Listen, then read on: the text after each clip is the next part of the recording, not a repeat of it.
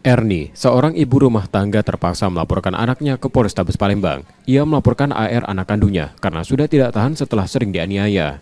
Terakhir penganiayaan dialaminya saat adik terlapor meminjam sepeda motor miliknya karena terlapor sedang tidur. Saat bangun terlapor menanyakan motornya. Marah karena ibunya meminjamkan sepeda motor pada adiknya, terlapor kemudian menganiaya korban dengan menginjak dan memukul kepala ibu yang telah melahirkan dan membesarkannya hingga mengalami luka. Ngelaporin siapa ini, Mak? Ngelaporin siapa ini tadi? Anak kandung? Iya. Kenapa, Mak? Mak diapain? Dipukulnya. Dipukul? Dipukul, diinjak juga gitu? Iya. Kenapa gara-garanya? Gara-gara dia sepeda motor yang pakai adiknya. Oh, yang minjemin siapa? Adiknya. Oh, kenapa kok emosinya sama Mak kan yang pakai motor adiknya? Tahu uang hacknya. Oh, kenapa pengaruh minuman keras, narkoba atau apa? Oh.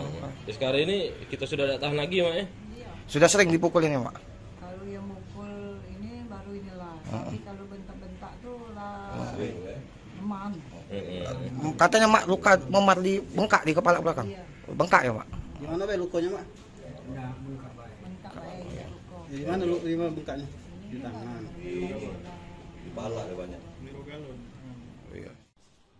Kini laporan dalam penanganan polisi di Polrestabes Palembang.